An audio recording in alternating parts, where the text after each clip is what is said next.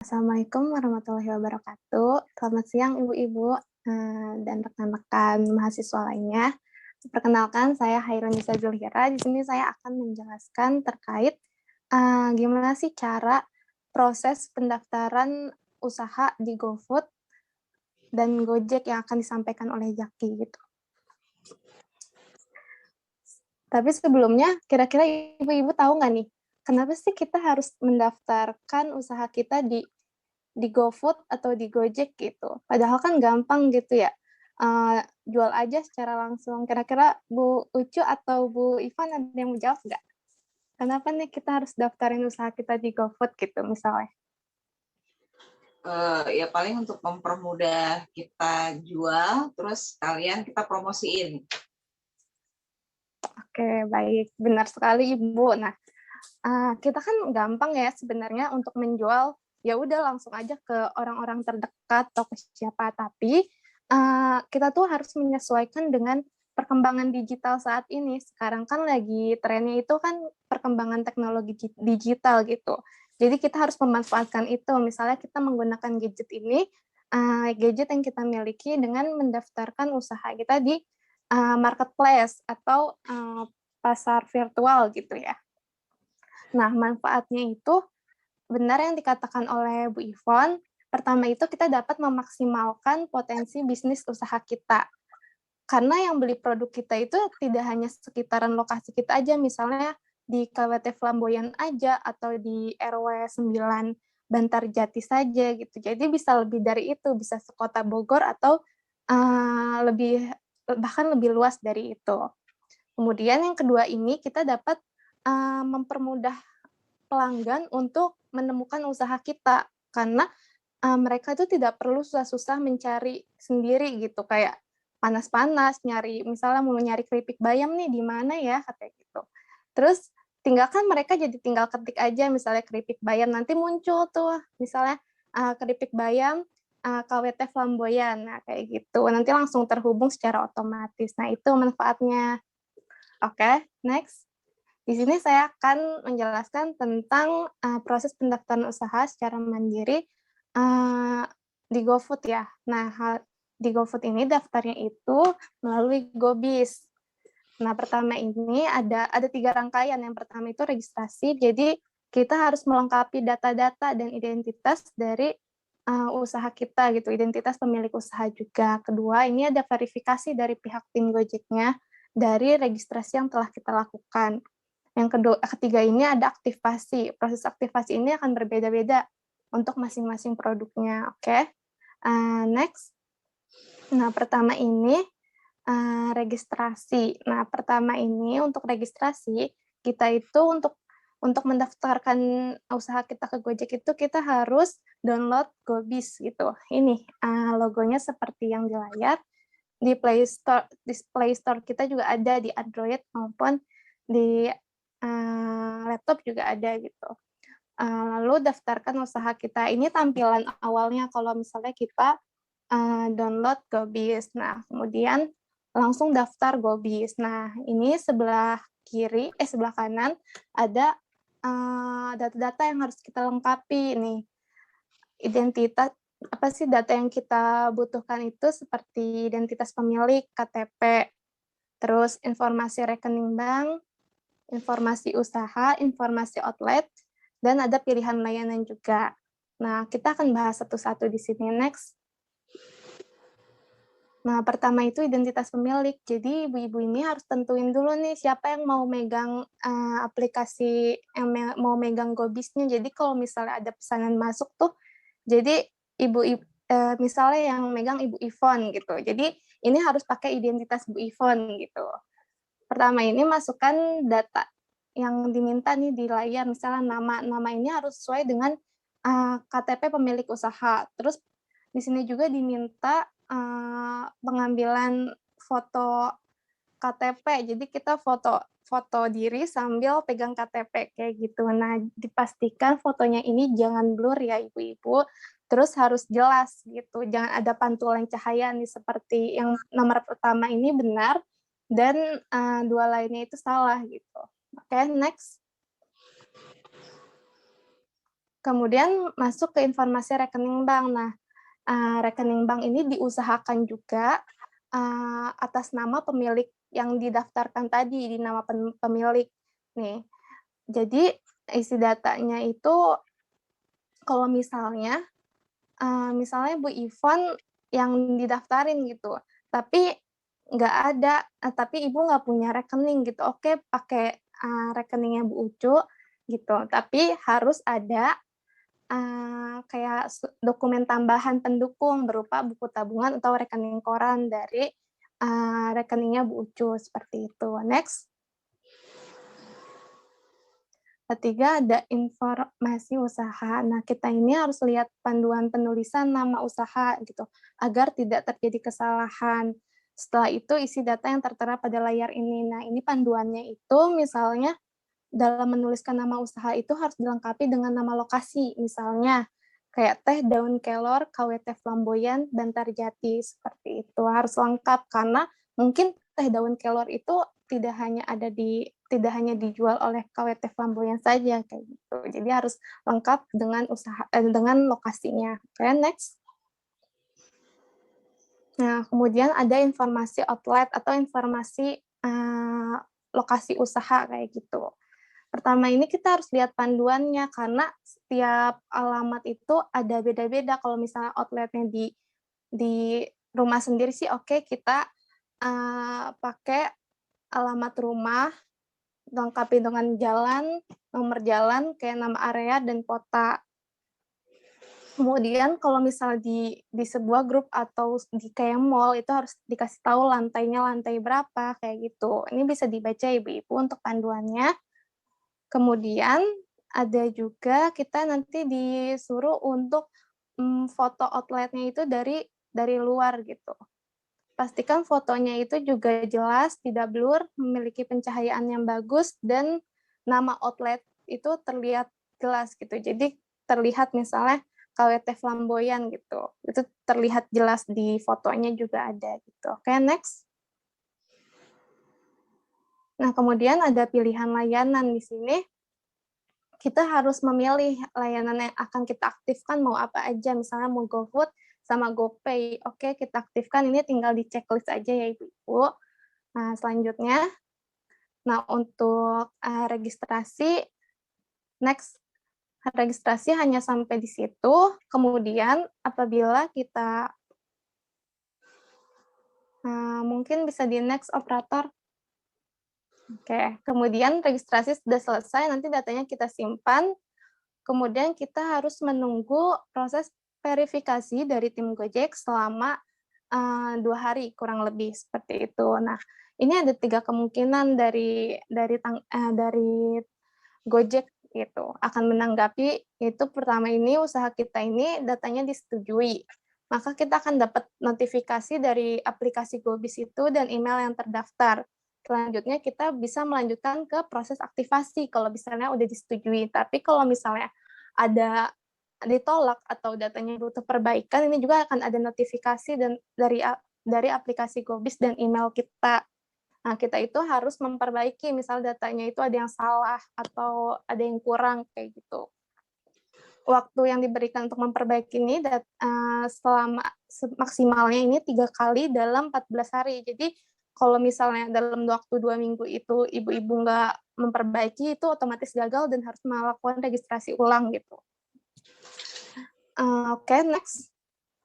Selanjutnya tadi kan kalau misalnya sudah disetujui, kita masuk ke aktivasi ya. Ini proses aktivasinya. Pertama itu kita harus ikuti petunjuk dari Gobis. Nanti Ibu buka aplikasinya, terus ikuti petunjuk aja kalau misalnya udah disetujui. Nah, pertama ini kita harus jadi kan tadi rincian datanya yang diperlukan sudah lengkap, maka kita harus menunggu proses aktivasi. Nah, misalnya tadi ibu-ibu kan sudah mengaktifkan layanan GoPay sama Gojek gitu ya. GoFood maksudnya. Nah, untuk layanan GoPay ini, proses aktivasinya ini akan memakan waktu maksimal itu 7 hari kerja oleh tim Gojeknya, baru bisa gitu untuk digunakan gitu. Kemudian untuk fitur POS, fitur ini akan aktif secara langsung setelah datanya ini terverifikasi. Berarti kalau misalnya kita mendaftarkan pos ini akan masuk gitu langsung gitu. Nggak ada waktu aktivasinya. Terus khusus untuk layanan GoFood, kita perlu melengkapi beberapa data dengan lengkap dan benar sebelum akun GoFood usaha kita kita akan aktif gitu. Setelah data terisi lengkap, proses aktivasinya ini akan memakan waktu sekitar 2 minggu atau 14 hari. Nah, ini untuk layanan GoFood ini data yang harus dilengkapi seperti gambar di samping, yaitu profil restoran, jam operasional, daftar menu, dan pemeriksaan outlet. Oke, next. Kita akan bahas satu-satu ya di sini. Pertama ini profil restoran. Kita tuh tampilannya seperti ini.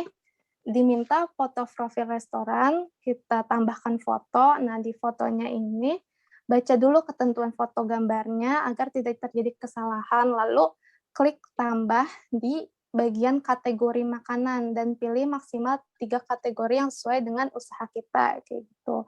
Kemudian yang kedua ini ada jam operasional nih. Jadi ibu-ibu ini harus menentukan jam operasional toko ibu buka itu jam berapa. Nah, ini minimal ini 3 hari dalam seminggu dengan minimum 3 jam setiap harinya gitu.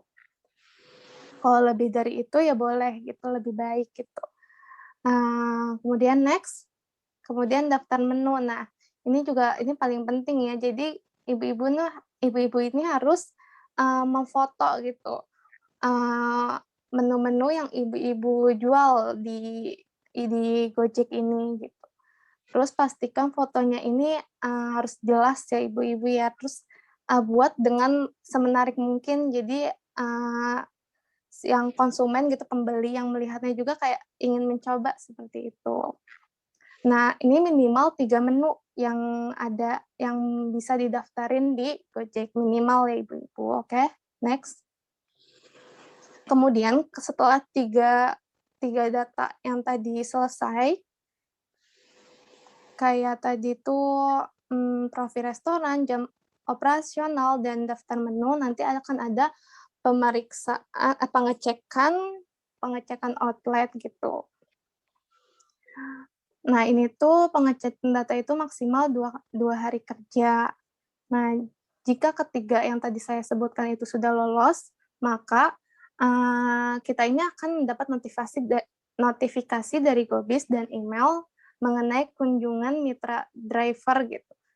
Jadi kita tuh akan dikunjungi oleh mitra driver untuk melakukan pengecekan outlet. Kalau misalnya ini sudah disetujui gitu, udah terverifikasi data yang tadi tuh, yang profil restoran, jam operasional, sama daftar menu. Kalau misalnya belum lolos, juga akan diinfokan. Terus kita harus memperbaiki kira-kira yang belum lolos tuh data apa gitu. Oke, next. Nah, untuk kunjungan mitra driver itu, setelah notifikasi diterima dalam kurun waktu 8 hari, 2 mitra driver ini dari tim Gojek itu akan mendatangi outlet usaha untuk melakukan validasi foto nama outlet dan foto outlet tampak luar. Ini tuh benar nggak sih, ada nggak sih usahanya, kayak gitu, untuk memastikan seperti itu. Nah, apabila aktivasi layanan sudah disetujui, maka status akan berubah menjadi masih diproses menjadi sudah aktif. Nah, itu bisa langsung digunakan tuh GoFood-nya, GoPay-nya, seperti itu ibu-ibu. Oke. Oh iya, mengingatkan saja bahwa proses pendaftaran melalui Gojek ini gratis ya ibu-ibu, tidak dipungut biaya apapun. Tapi nanti dari harga yang ibu-ibu cantumkan di situ, di aplikasi Gojek itu udah ditambah dengan fee-nya dari tambahan buat keuntungan si Gojeknya itu. Jadi harga yang didaftarkan pasti akan lebih mahal, sekitar 20% seperti itu. Oke, sekian presentasi dari saya. Akan dilanjutkan oleh Zaki untuk sosialisasi cara pendaftaran melalui GrabFood. Oke, baik. Terima kasih kepada Nisa atas penjelasannya tentang cara mendaftar di GoFood. Baik, sekarang saya akan jelaskan tentang cara pendaftaran di GrabFood. GrabFood ini kurang lebih sama ya Bu seperti GoFood. Kalau GoFood tadi itu milik Gojek, perusahaan dari Indonesia, maka GrabFood ini adalah milik Grab, perusahaan ojek online dari Singapura. Nah, pertama-tama sebelum kita masuk ke tahap pendaftaran, kita akan membahas dulu tentang dokumen-dokumen yang diperlukan. Nah, sama seperti mendaftar di GoFood tadi, semua dokumen yang diperlukan untuk pendaftaran di GrabFood ini bisa kita siapkan secara online. Jadi kita tidak ada pendaftaran dengan mengirim ke pos, mengirim melalui pos atau melalui paket, semuanya murni melalui website dengan biaya yang gratis.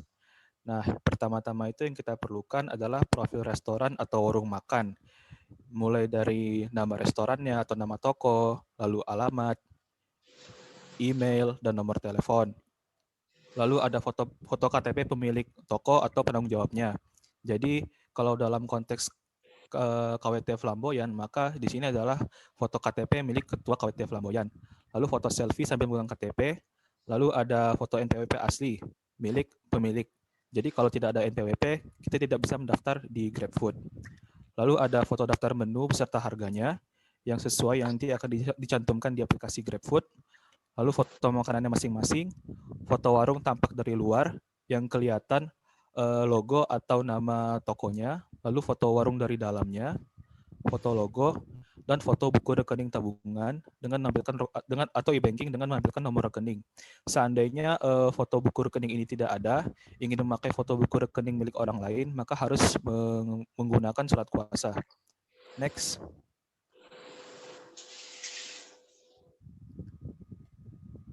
Ya, ini sekarang kita masuk ke tahapan pendaftarannya. Yang pertama yaitu ada verifikasi email pendaftaran. Jadi kan tadi saya sudah menjelaskan ya, kalau kita mendaftar di GrabFood ini melalui website GrabFood, bukan melalui aplikasi yang ada di smartphone. Jadi nanti kita membuka website GrabFood, lalu kita harus mengisi formulir yang berisi nama warung, alamat, kotanya, nama pemilik, nomor handphone, dan email. Nah, setelah kita mengisi semua formulir tersebut, kita akan dikirimkan email verifikasi ke alamat email yang tadi kita daftarkan, di mana email tersebut harus kita verifikasi dalam waktu 72 jam. Seandainya telat, kita harus mengulang lagi pendaftarannya. Lalu setelah itu, kita lengkapi informasi toko. Jadi apabila verifikasi tadi sudah berhasil, kita akan menerima kembali email baru yang berisi formulir baru juga, di mana kita harus mengisinya. Ada beberapa informasi yang perlu diisi. Yang pertama yaitu identitas pribadi kita, beserta identitas warung dan restorannya. Jadi misalkannya isinya itu nama pribadi, nomor HP, lalu nama restoran, email, ya seperti isi dari formulir yang di awal tadi. Lalu kita juga harus mengisi jadwal operasinya, yaitu jadwalnya kapan buka, kapan tutup, dan di hari apa saja bukanya. Lalu ada juga kita harus mengisi jenis makanan, beserta keterangan dan daftar menu dan harganya. Nah, kalau sudah kita isi, kita kirimkan lagi, maka akan ada waktu sebentar untuk verifikasi dari pihak GrabFood. Apabila semua datanya sudah lengkap dan sudah disetujui, maka pihak dari GrabFood akan mengirimkan email yang berisi kontrak. Nah, kontrak ini harus kita tanda tangani, lalu kita kirimkan lagi kepada mereka.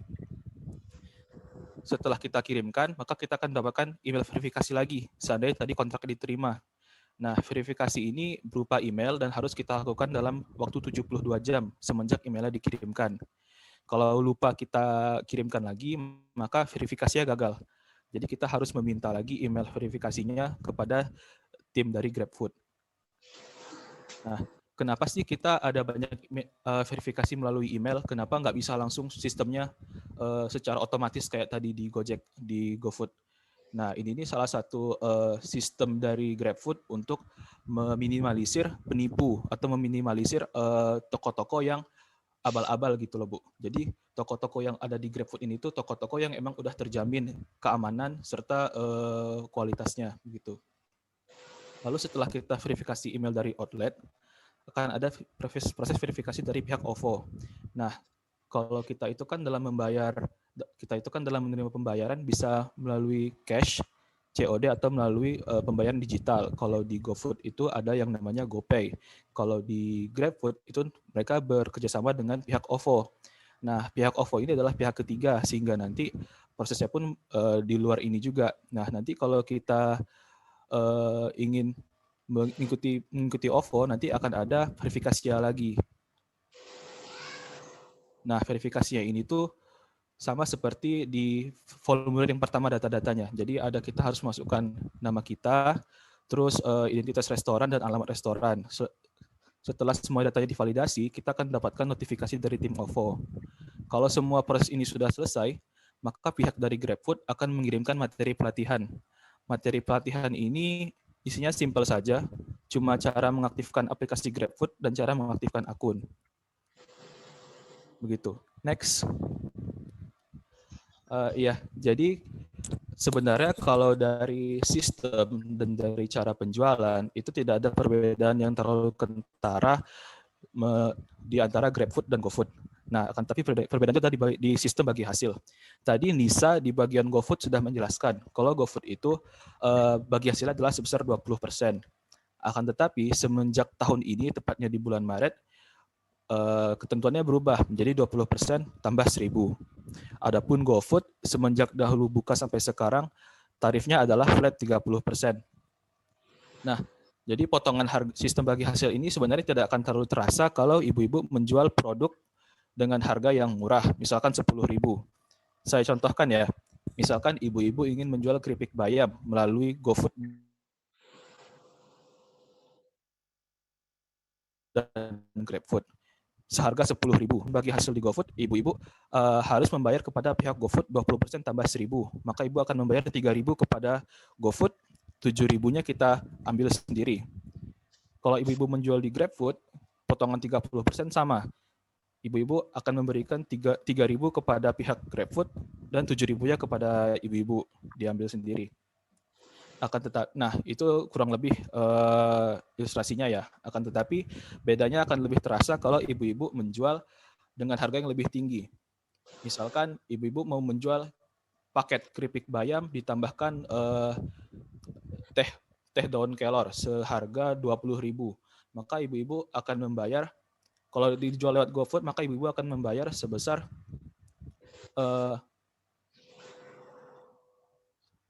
15.000 kepada kita sendiri dan 5.000-nya kita berikan kepada pihak GoFood. Akan tapi kalau kita jual melalui GrabFood, ibu-ibu harus membayar 6.000 kepada pihak GrabFood.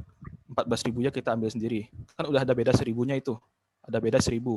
Kalau kita jual lewat GoFood, kita bisa ambil 15.000. Tapi kalau kita jual lewat GrabFood, kita cuma bisa ngambil 14.000. Nah, perbedaannya paling besar di situ, di sistem bagi hasil. Dan akan lebih terasa lagi kalau kita menjual produk dalam jumlah besar dengan harga yang lebih besar pula. Jadi semakin besar harga produk, semakin banyak produk terjual, semakin terasalah sistem bagi hasil ini perbedaannya.